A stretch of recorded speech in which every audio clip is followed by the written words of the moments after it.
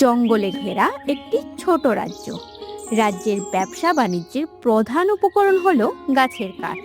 তবে সেখানকার রাজা এসব ব্যবসায় মাথামুন্ডু বুঝে না। সে শুধু গরিব মানুষকে অত্যাচার করে নিজের মুনাফা কামাতে জানে। এই যে, একটু তাড়াতাড়ি করতে হবে, এতক্ষণ সময় লাগলে হবে না, আমার আরো অনেক কাজ থাকে।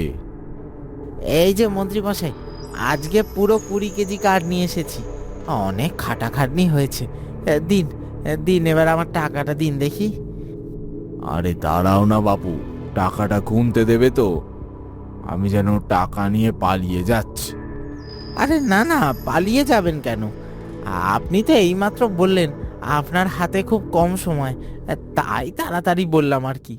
তুই আমার ওপর কথা বলছিস? তোর এত বড় সাহস হয়ে গেছে? যেটা বলবো চুপ করে শুনে নিবি। আরে মন্ত্রী মশাই, আমি সেটা বলতে চাইনি আসলে। এনে ধর তোর 100 টাকা, নিয়ে বিদায় হ। সকাল সকাল মাথা খেয়ে নিল আবার। ধন্যবাদ মন্ত্রী মশাই, আবার কালকে আসবো। এই তারপরে কি আছিস, তাড়াতাড়ি এগিয়ে আয়।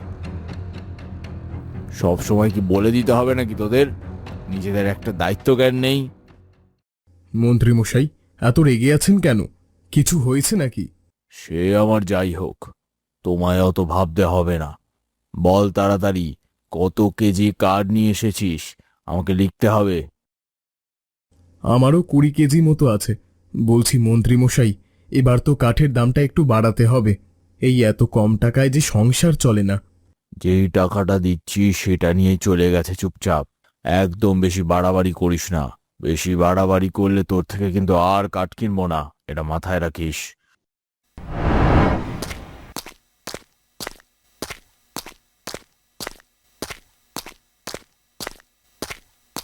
কি ব্যাপার মন্ত্রী, তুমি আজকে এখানে আছো? বাড়িতে রান্না বান্না হয়নি নাকি? বাড়িতে সবই হয়েছে, তবে আপনার সাথে কিছু জরুরি কথা আছে বলেই অপেক্ষা করছি। বাবা, কি এমন জরুরি কথা গো যে বাড়ি যাওয়ার জন্য ছটপট করে? সে আজকে এতক্ষণ অপেক্ষা করছে। হ্যাঁ মহারাজ, আমার কাছে একটা জব্বর বুদ্ধি আছে। বলছি কি, আমরা তো প্রত্যেক কেজি কাঠ 50 টাকায় কিনি, ওটা তো কমিয়ে 30 টাকা করলে খুবই ভালো হয়। কিন্তু এত কম টাকা করলে তো কেউ আমাদের কাছে কাঠ বিক্রি করবে না। আমার কাছে বিক্রি না করে যাবে কোথায়? যতই যাই করে নিক, ওরা আমার কিচ্ছু করতে পারবে না। আমরা এই রাজ্যের শাসক, আর ওরা আমাদের প্রজা। আচ্ছা, তাহলে তোমার যেটা ভালো মনে হয় করো, এটা তোমার উপরেই ছেড়ে দিলাম। এবার আমাকে লাভ করানোর দায়িত্ব তোমার। তাহলে আপনি একদম নিশ্চিন্ত থাকুন। আপনি শুধু দেখবেন একদিনে কত টাকা বেশি ইনকাম হয়, তারপর বলবেন আমায়। আচ্ছা, তাহলে কাল থেকেই দাম কমিয়ে দাও। আর কিছু বলতে গেলে সৈনিকদের দিয়ে রাজবাড়ি থেকে বের করে দেবে। কি ঠিক বললাম তো মন্ত্রী? হ্যাঁ, একদম ঠিক বলেছেন মহারাজ। আমরা এই রাজ্যের শাসক, আমাদের যা ইচ্ছে হবে আমরা তাই করব।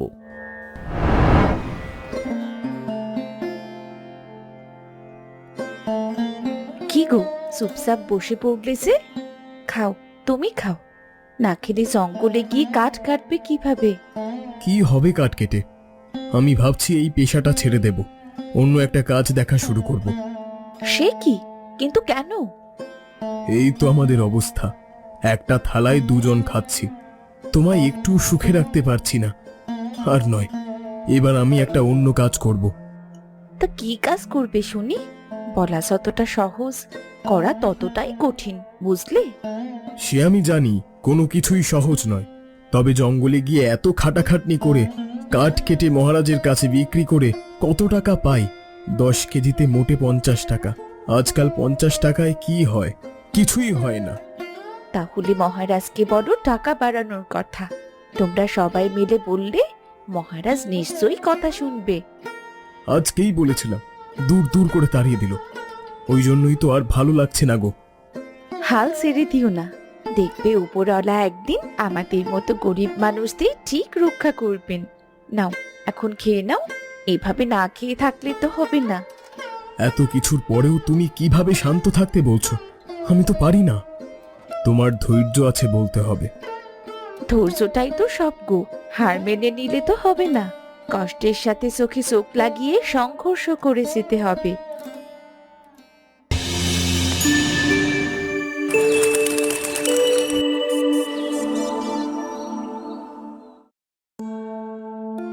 এসো এসো, এগিয়ে এসো তাড়াতাড়ি। এই যে রঞ্জিত, তোমার কাজ কিন্তু থেকে থেকে কমে যাচ্ছে, আরো বেশি কাজ করতে হবে। এবার আমাদের আরো বেশি পরিমাণে কাঠ লাগবে। আগে ঠিক আছে বাবু, আমি এবার থেকে আরো বেশি বেশি করে কাঠ কেটে নিয়ে আসবো। এই তো ভালো ছেলে, আমার সব কথা শোনে। এই নাও তোমার আজকের টাকা। এ কি, এখানে তো 60 টাকা আছে, আমি তো 20 কেজি কাঠ নিয়ে এসেছি, আর 40 টাকা আমায় দিন। কিসের 40 টাকা? আজ থেকে কাঠের দাম কমে গেছে, এবার 10 কেজিতে 30 টাকা করে দেওয়া হবে। এই যে, আপনারা ইয়ার্কি পেয়েছেন নাকি? কি মনে করেছেন যা ইচ্ছা তাই করবেন? আমরা শুনবো না, আমাদের প্রাপ্য টাকা দিতেই হবে। হ্যাঁ হ্যাঁ, আমাদের প্রাপ্য টাকা দিতেই হবে। এমনিতেই অনেক কম টাকায় বিক্রি করি, এরপরে আর কম টাকা দিতে পারবো না। আমাদেরও সংসার আছে, বাড়িতে মা বাবা আছে।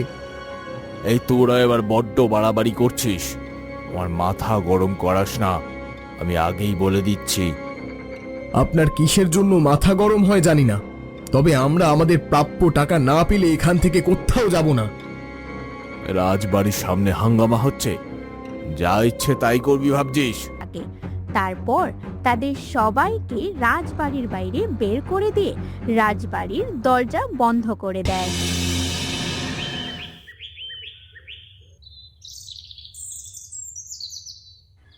আমি বাড়ি চলে এসেছি গিন্নি, আর আমরা খেতে পাবো না। এ কি হয়েছে তোমার? তুমি এমন ভাবে হেঁটে হেঁটে কেন আসছো? তোমার সারা শরীরে লাঠির নিশান। কে কে তোমাদের এত নির্দয় ভাবে মেরেছে? কে আবার? আমাদের মহারাজ। জানো গিন্নি, আমাদের কাঠের দাম আরো 20 টাকা কমিয়ে দিয়েছে। সেই নিয়ে প্রতিবাদ করেছি, আর কি, তারই ফল এটা। তোমাদের আর কাজে যেতে হবে না, তুমি একটা অন্য কাজ দেখো, সেটাই তোমার পক্ষে ভালো হবে। আমাদের মতো গরিব মানুষের গায়ে হাত দিয়েছে, এর পরিণাম কি হয় সেটা মহারাজকে দেখাতেই হবে। তুমি চিন্তা করো না গিন্নি, মহারাজের এত লোভ, ওকে যদি না একেবারে ভিখারি করে দিচ্ছে, তাহলে আমারও নাম মদন নয়। কেন কেন ওদের সাথে টক্কর নিচ্ছো? ওরা রাজা আর আমরা প্রজা। তুমি ভেতরে চলো, আমি তোমার গা হাত পা টিপে দিচ্ছি। খুব লাগছে না? ছেড়ে তো আমি দেব না, যতদিন না আমার পরিকল্পনা সার্থক হচ্ছে ততদিন এই ব্যথাটা আমার যাবে না, সারা জীবন মনে থাকবে আমার। আচ্ছা, সেসব পরে করবে, এখন তুমি আমার সাথে ভেতরে চলো তো। কি নির্দয় ভাবে মেরেছে! উপরওয়ালা কোনোদিন ওদের ভালো করবে না। কেঁদো না গিন্নি, তুমি কেন কাঁদছো? আমরা তো কোনো ভুল কাজ করিনি। যারা ভুল করেছে তারা এবার কাঁদবে। একদম কাঁদবে না তুমি, আমি একদম ঠিক আছি।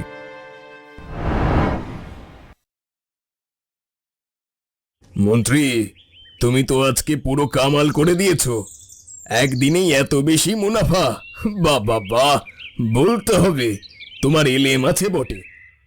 আমি তো আপনাকে প্রথমেই বলেছিলাম, ব্যাপারটা আমার উপর ছেড়ে দিন, আমি দেখে নেব। এখন বুঝতে পারছেন তো কেন বলেছিলাম? পারছি মানে একেবারে হাড়ে হাড়ে বুঝতে পারছি। এবার তাহলে আরো বেশি টাকা মনে হবে, আমরা আরো বেশি টাকা খরচা করব। মহারাজ, সব ঠিকই আছে, আপনার মুনাফা বাড়লো, আমার বেতনটাও তো এবার বাড়িয়ে দিতে পারেন। দেব দেব, তুমি আমার জন্য এত ভালো একটা কাজ করে দিলে, আর তোমার বেতন বাড়াবো না এটা কখনো হতে পারে? পরের মাস থেকেই তোমার বেতন বাড়িয়ে দেব। হ্যাঁ, এবার আমিও খুশি। বাড়িতে গিন্নির একটার পর একটা বায়না, বায়না মেটাতে মেটাতেই আমার পকেট খালি হয়ে যায়। এই বউ থাকলে তো এইটাই জ্বালা, তাই জন্য তো আমি বিয়ে করিনি। না আছে আবদার, না আছে ঝঞ্ঝাট। আমি এখন বুঝতে পারছি বিয়েটা না করলেই হতো, প্রেম করেই যে কি ভুলটা করলাম। তা কি আর করা যাবে বলো, বিয়ে যখন করেই ফেলেছো, বউকে তো আর ছেড়ে দিতে পারবে না। বউকে নিয়ে সুখে শান্তিতে সংসার করো। তবে আমার দিকটাও একটু দেখো, এভাবেই আমার মুনাফা যেন দিনকে দিন বেড়ে যায়। আমি থাকতে আপনি একদম চিন্তা করবেন না। সব সময় মাথায় রাখবেন আপনার কাছে এই বুদ্ধিমান মন্ত্রী আছে। নিজের প্রশংসা নিজেই করেছো। মানে সত্যি তুমিও পারো বটে।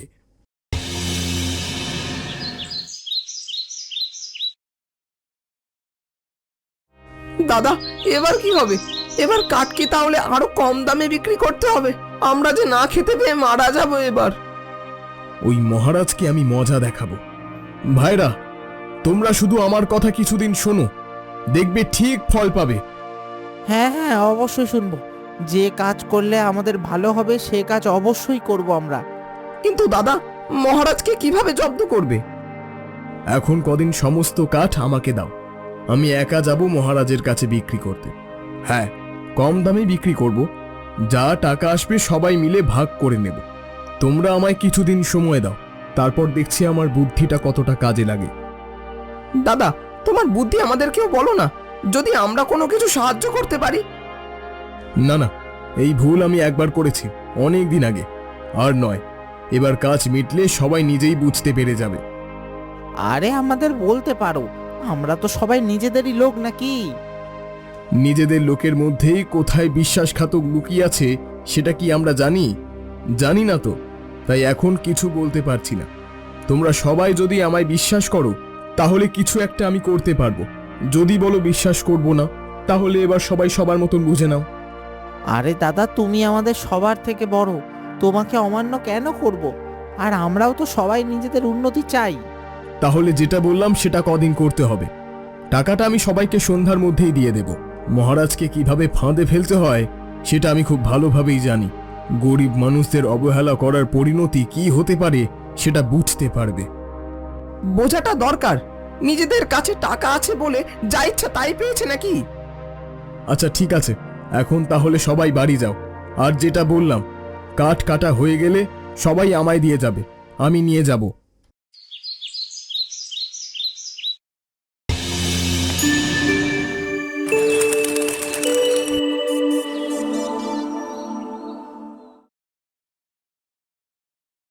এই যে মন্ত্রীমশাই, কাঠ নিয়ে এসেছি, এবার টাকাটা আমায় বুঝিয়ে দিন। হ্যাঁ হ্যাঁ, দিচ্ছি দিচ্ছি। তা তোমার সব আর লোকগুলো কোথায় গেল? আপনারা যে কম টাকায় কাঠ কিনছেন সেই সব দেখে এই কাজ সবাই ছেড়ে দিয়েছে, শুধু আমি একাই কাজ করছি। তাহলে এত কাঠ তুমি একা কেটেছো? কিভাবে সম্ভব এটা? হ্যাঁ, আমি একাই কেটেছি, আর চেষ্টা করলে সবই সম্ভব হয়। দিন দিন, টাকাটা দিয়ে দিন, আমার দেরি হয়ে যাচ্ছে। আরে দাঁড়াও দাঁড়াও, এভাবে না বলে চলে গেলে তো হবে না। তুমি বলো আগে, কিভাবে এত কাঠ তুমি একা কাটলে? এতদিন তো এত কাজ করতে না। আচ্ছা মহারাজ, এইসব জেনে আপনার কি লাভ? আপনি সময় মতো কাঠ পেয়ে গেলেই তো হলো। আম খাচ্ছেন খান না, গাছের খবর জেনে কি হবে? এমনিতেই যে কম টাকা দিচ্ছেন, আমারও পোষাচ্ছে না। বাইরের বাজারে কাঠের দাম অনেক কমে গেছে, তাই জন্য এই সিদ্ধান্ত নিতে হয়েছে। মন্ত্রী, তুমি আমাকে টাকাটা দিয়ে দাও। এদিকে এসো, এই নাও টাকাটা নিয়ে যাও। অনেক কাজ করে ফেলেছে দেখছি, অনেক টাকাও রোজগারও করে ফেললে বলো। আমি অনেক পরিশ্রম করে রোজগার করেছি, এই টাকায় নজর দেবেন না। কালকে আবার হাজির হব ঠিক এমনই সময়। আজকে এলাম।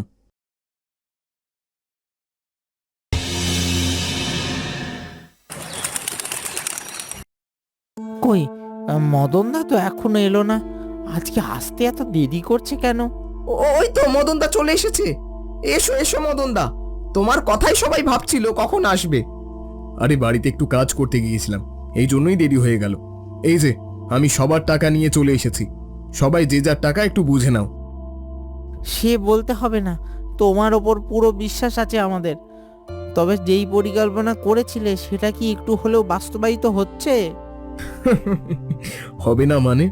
আমি যে পরিকল্পনাটা করেছি সেটা বাস্তবায়িত হবেই, কারণ আজকে একা একা কাঠ বিক্রি করতে গিয়েই বুঝতে পেরেছি। আমাদের মূর্খ অত্যাচারী রাজা, ওকে বেশ করে মজা দেখানোই ভালো। ওই অত্যাচারী রাজাকে যতক্ষণ না আমি আমাদের সবার সামনে ক্ষমা না চাইয়েছি ততক্ষণ আমি চুপ করে থাকবো না। আমাদেরকে মারধর করে বের করে দিয়েছিল, ওর ফল ওকে পেতেই হবে। আর 2 দিন সময় দাও আমায়, সবাইকে ঠিক ব্যবস্থা করে দেব। কত লাফালাফি করবে করুক না। আচ্ছা মদনদা, তোমরা কথাবার্তা বলো, আমি বাড়ির দিকে গেলাম। মায়ের শরীরটা খারাপ, ওষুধপত্র কিনে নিয়ে বাড়ি যাই। আরে শুধু তুই নয়, আমরাও যাবো রে। এখন এখানে দাঁড়িয়ে গল্প করার সময় নয়।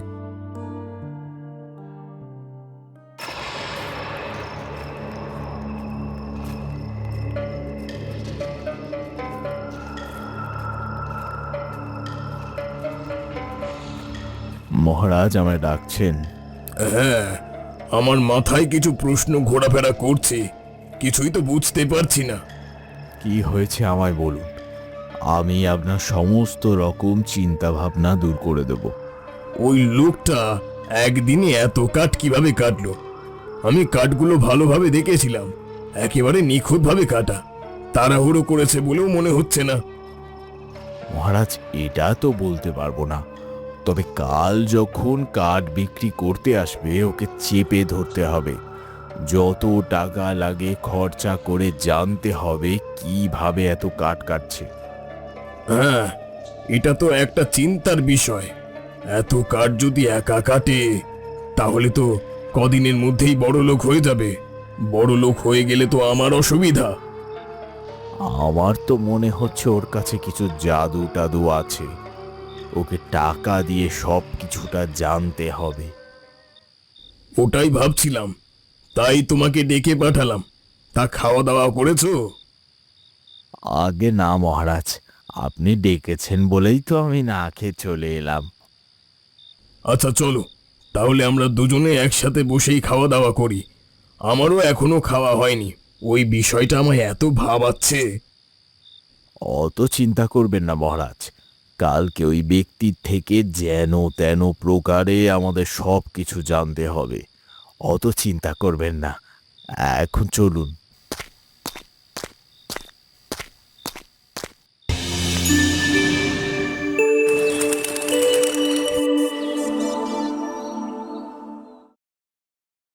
মন্ত্রীমশাই, আজকে তো মাসের শেষ, বাকি যা টাকা পয়সা পাবো সব কিন্তু মিটিয়ে দিতে হবে। হ্যাঁ, সব মিটিয়ে দেব, তবে মহারাজ তোমায় যা যা জিজ্ঞেস করবে সব কথার কিন্তু উত্তর দিতে হবে।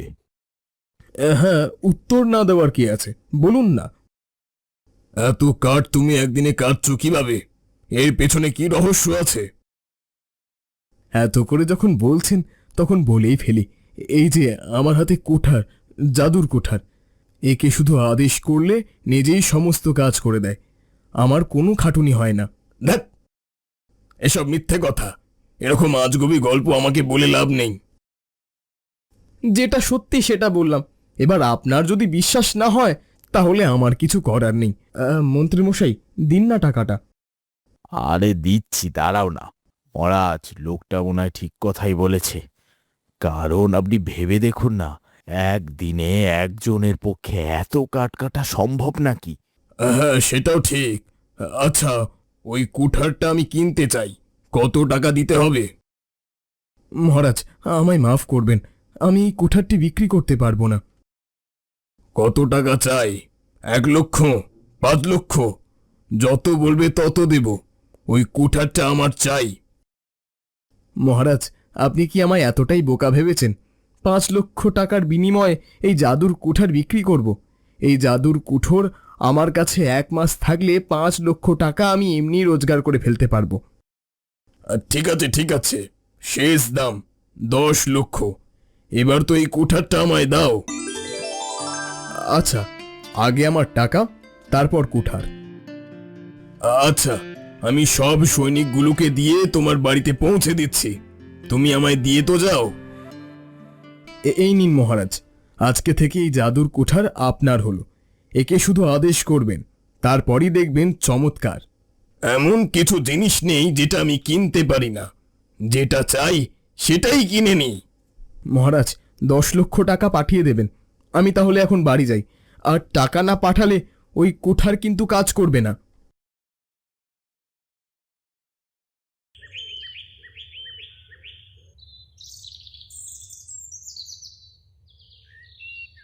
এই যে মদন বাবু, মহারাজ পাঠালেন, 10 লক্ষ টাকা আছে। এই তো চলে এসেছে 10 লক্ষ টাকা। কাঠুরে ভাই, এবার আমরা সবাই এই টাকা ভাগ করে নেব। কেন কেন সবাই ভাগ করে নেবে কেন? এটা তো শুধু আপনার। আরে হ্যাঁ প্রহরী ভাই, তোমাদেরকেও বলছি, মহারাজ তোমাদের আর বেতন দিতে পারবে না। রাজার অর্থভাণ্ডারে যা টাকা ছিল সব আমায় দিয়ে দিয়েছে, চাইলেও আর তোমাদের বেতন দিতে পারবে না। তাহলে এবার আমরা কি করব? আমরা না খেতে পেয়ে মরবো? কেউ মরবে না, আমি সবাইকে এই টাকা থেকেই বেতন দেব, কারণ এগুলো তোমাদের টাকা, এই রাজ্যের টাকা। আমরা তো আমাদের প্রাপ্যটুকু নেব। তোমাদের অনেক দয়ার শরীর গো, এভাবে নিজেদের টাকা আমাদের দিয়ে দিচ্ছ। সেদিনকে তোমাদেরকেই মারলাম, আমায় মাফ করো। আরে ঠিক আছে ঠিক আছে, মানুষ মাত্রই ভুল হয়। তাহলে আজকে থেকে ওই রাজবাড়িতে কাজে যাওয়া বন্ধ করে দাও। সব সৈনিককে বলে দাও তাহলে আমাদের এখানে কাজ করার জন্য। কিন্তু দাদা, এত সব কিছু হলো কিভাবে? আর এত টাকা মহারাজ আপনাকে দিল কেন? তাহলে শোনো গোটা ব্যাপারটা।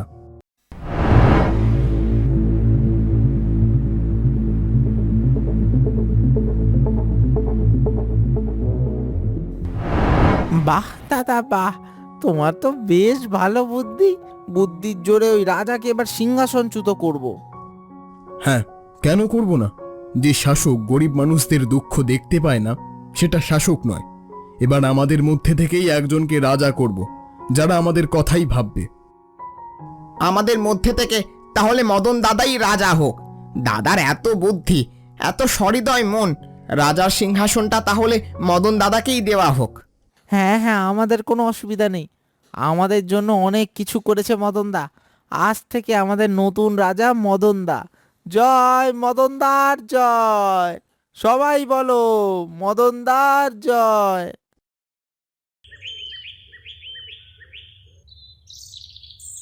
এই কুঠারটা কিনতে গিয়ে যে আমার সারা রাজ্যটা চলে যাবে ভাবিনি।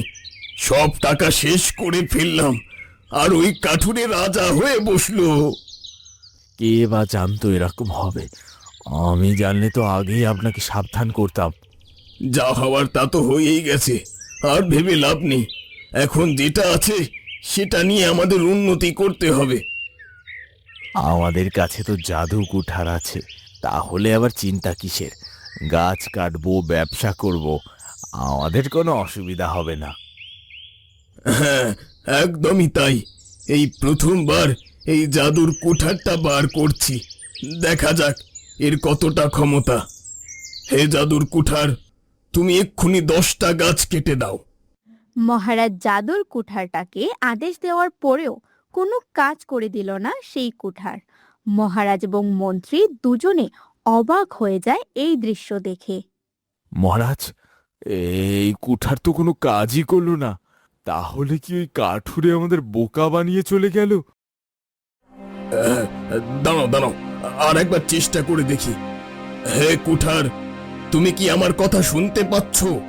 তুমি তাড়াতাড়ি আমাদের 10টা গাছ কেটে দাও। এবারেও তো আর কোনো কাজ হলো না। সত্যি সত্যি আমাদের বোকা বানিয়ে চলে গেল মহারাজ। হায় হায় হায় রে, আমার রাজ্য চলে গেল এই কুঠারটা কিনতে। এখন দেখছি এই কুঠার কোনো কাজেই লাগে না। বেশি লোভ করতে গিয়ে আমার এই কুলো গেল, ও কুলো গেল, দুকলি গেল। মহারাজ, তাহলে এখন আমরা কি করব? আমাদের কাছে না আছে কোনো টাকা পয়সা, না আছে রাজার সিংহাসন। এখন গিয়ে সবার কাছে বললেও কোনো লাভ হবে না, কারণ এই কুঠারে এখন খুব ভালোভাবে রাজ্য চালাচ্ছে। আমাদেরকে এই রাজ্য ছাড়তে হবে। শেষ পর্যন্ত আমাদের এই অবস্থা হবে আমি বুঝতে পারিনি।